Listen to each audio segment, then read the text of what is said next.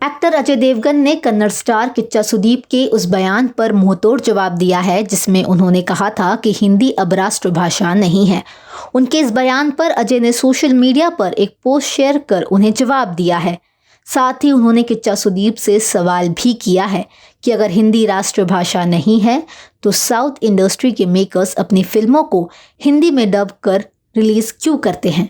अजय देवगन ने post share कर लिखा कि किच्चा सुदीप मेरे भाई, आपके अनुसार अगर हिंदी हमारी राष्ट्रीय भाषा नहीं है तो आप अपनी मातृभाषा की फिल्मों को हिंदी में डब करके क्यों रिलीज करते हैं। हिंदी हमारी मातृभाषा और राष्ट्रीय भाषा थी, है और हमेशा रहेगी। किच्चा सुदीप ने हिंदी भाषा को लेकर एक विवादित बयान दिया था। उन्होंने एक इवेंट में कहा था कि हिंदी अब राष्ट्रभाषा नहीं रही है। बॉलीवुड पैन इंडिया फिल्में बनाने में स्ट्रगल कर रहा है, जबकि साउथ इंडस्ट्री पहले से सफल रही है। दिल्ली में केंद्र और राज्यों के क्षेत्राधिकार को लेकर चल रही अदालती लड़ाई में सुप्रीम कोर्ट में केंद्र सरकार की ओर से महत्वपूर्ण दलील दी गई है। दिल्ली में सिविल सेवा पर केंद्र सरकार के नियंत्रण को लेकर दायर मामले की सुनवाई के दौरान दिल्ली देश की राजधानी है और दुनिया उसे भारत के रूप में देखती है, लिहाजा उस पर नियंत्रण की ज़रूरत है। दिल्ली सरकार बनाम केंद्र मामले पर सुप्रीम कोर्ट में सुनवाई के दौरान केंद्र ने अफसरों के ट्रांसफर पोस्टिंग पर अपने अधिकार की वकालत की है। सॉलिसिटर जनरल तुषार मेहता ने 229 AA की व्याख्या करते हुए कहा कि दिल्ली क्लास C राज्य है। दुनिया के लिए दिल्ली को देखना यानी भारत को देखना है। बालकृष्ण रिपोर्ट की भी इस सिलसिले में बड़ी अहमियत है।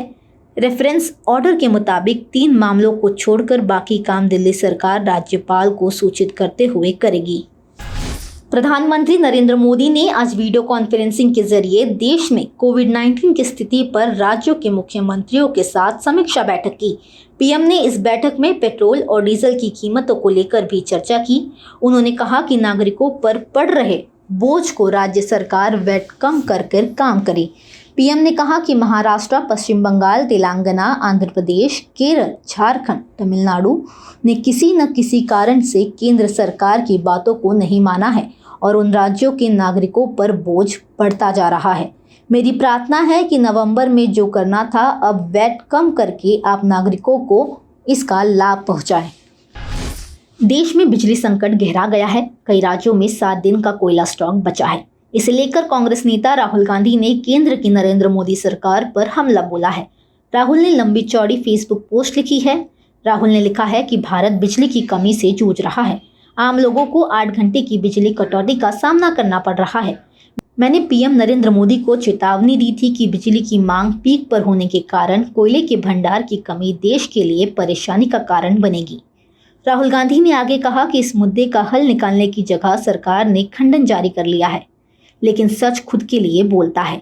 कांग्रेस नेता ने कहा कि 106 में से 105 कोल प्लांट्स कोयला भंडार के मद्देनजर गंभीर स्थिति में पहुंच चुके हैं। इनमें से 25% से भी कम स्टॉक बचा है। हमारे पास कुल 21.55 मिलियन टन का कोयला स्टॉक में है। अभी 66.32 मिलियन टन स्टॉक की जरूरत है।